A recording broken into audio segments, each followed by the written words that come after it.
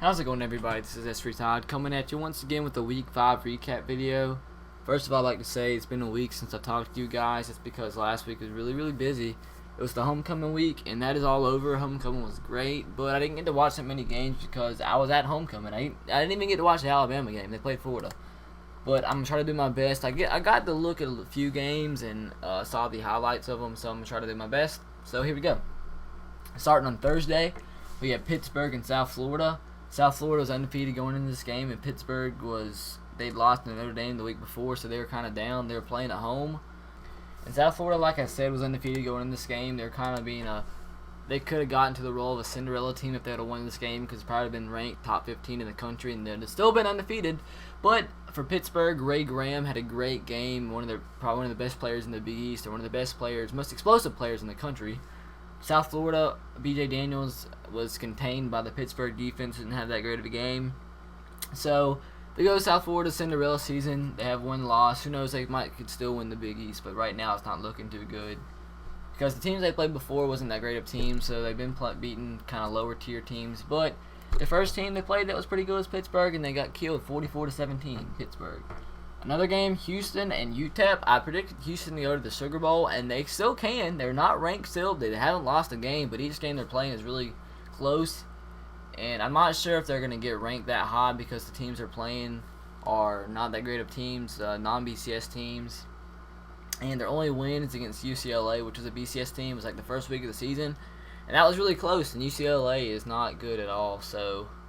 But Houston had to come back in this game again, but they won 49-42 over UTEP, so they're still undefeated, so who knows what can happen from here. Moving on, we have Texas A&M and Arkansas. This is a future SEC matchup, as Texas A&M is going to join the SEC next year. So that's kind of interesting. Arkansas and Texas A&M were both coming off losses. Arkansas lost to Alabama the week before, and Texas A&M lost to Oklahoma State. The Oklahoma State game was more of a close game than the Alabama-Arkansas game. But Texas A&M was winning like 14-0, and they were winning at halftime. Then Arkansas came surging back in the second half, and Texas A&M just did not show back up in the second half. And Arkansas came back and won the game 42-38 over Texas A&M. Moving on. This game was a shocker. Michigan and Minnesota. I expected this game to be a little bit closer. Michigan still undefeated. Was undefeated going into this game. Minnesota's having a really down year. They've had a few losses this year, so you expect this game to be a little bit closer because it was a Big Ten matchup, and it's a kind of a pretty big rivalry for both schools. But Denard Robinson went psychopath, and he won 58-0. Yes, Denard Robinson won 58-0, not Michigan, Denard Robinson. But, you know, if they held Minnesota to no points, their defense must have been great, so... Hats off to the defense. Illinois at Northwestern. Illinois won 38-35. I saw the end of this game. It was pretty crazy. They scored like with 12 seconds left to take the lead and win. And Illinois is still undefeated, so look out for them. They're ranked. I'm not sure they're ranked now. They were ranked 24th last week, so who knows from there. Georgia and Mississippi State didn't get to watch this game. I thought Mississippi State was going to actually win this game, but actually I can't remember who I said, but most people thought Mississippi State was going to win, but Georgia just ran the ball, and they won with Isaiah Crowell. He had like 100-something yards rushing, so he had a pretty good game against Mississippi State's defense, and Georgia won 24-10. This game, Penn State and Indiana. Penn State always has awkward scores against who they play with. It's always low scoring. I actually like that type of ball, low scoring games. But they won 16-10 over Indiana. I thought this game would have been a little bit not as close, because Indiana's just terrible this year, but Penn State won 16-10. So, moving on, Toledo and Temple. I just said this game because Temple smashed Maryland about as bad as you could last week, and they lost this week to Toledo 36-13. That does not make any sense. Moving on, Air Force and Navy, the two of the academy schools. Went to overtime, and Navy missed the extra point, which gave... Well, actually, Air Force was winning by like... I think 21-3 at half, so Navy must have came back. But Navy missed the extra point in overtime, and that came back to haunt them. LSU, Kentucky, LSU won 35-7. LSU is... This game I'm going to, LSU and Alabama. I'm going to go in that game. Gonna have a heart attack because that game is gonna be crazy and Kentucky sucks. So LSU win 35-7. Kentucky's offense is just atrocious this year. Moving on. Auburn and South Carolina. I'm mad. I have to pay a friend $10 because it looks like Auburn's gonna have 10 wins in the end of the year.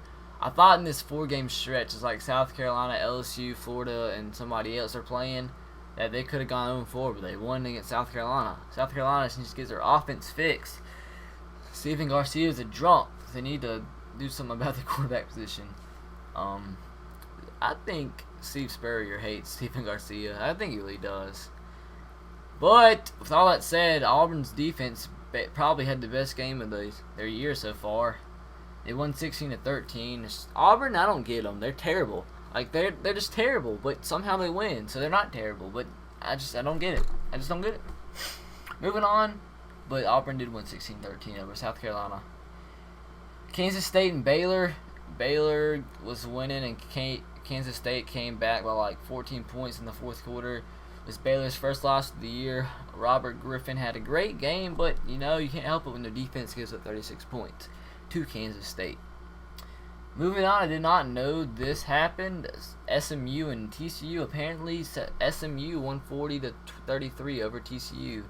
TCU is really down this year from the past few years. They won the Rose Bowl last year, so that's kind of not a good year for Gary Patterson and his defense, giving up 40 points to SMU. Georgia Tech and North Carolina State. Georgia Tech still undefeated, 45-35 over North Carolina State. USC and Arizona. USC won 48-41. Hate USC, but they won, so I had to mention that. Oh, another upset. Marshall 17, Louisville 13. Didn't know this. Louisville beat Kentucky a few weeks ago, so they can't be that bad. Let me look real fast.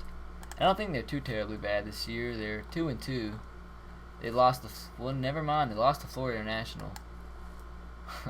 Well, that's still a shocker. Maryland over Louisville. Louisville's a BCS team, if you count Big East. Moving on, Virginia, Idaho. This was close, but Virginia won 28-20 over Idaho in overtime. Michigan State, Ohio State, low-scoring game. I predicted Michigan State to beat Ohio State by a lot, but it was in the horseshoe, and I guess the crowd kept them in the game. They won 10-7 over Ohio State. Michigan State won.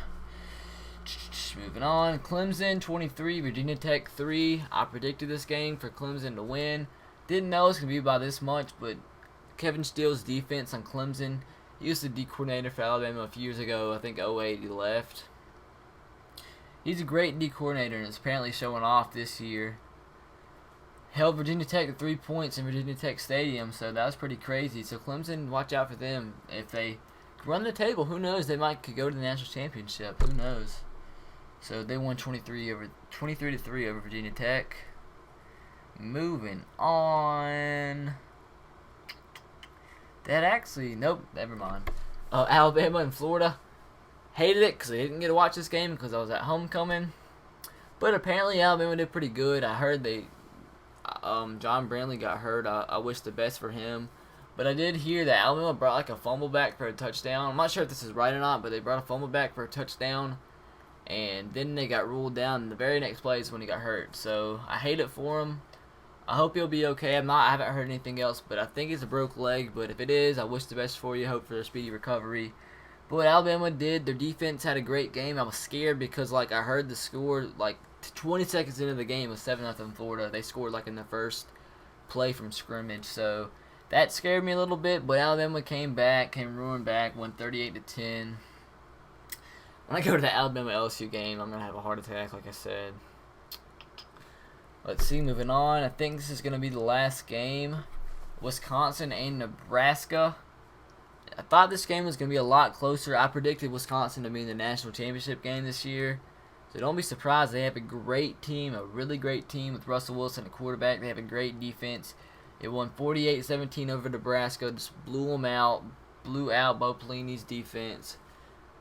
Nebraska's not having that great of a defensive year. They gave up 30 points to Washington a few weeks ago, and that's without Jake Locker. So Nebraska needs to get that fixed, because if they're giving up 48 points a game with their supposedly great defense with Bo Pelini as the head coach, they need to get that fixed. But Wisconsin won 48-17. Wisconsin's just a dangerous team this year.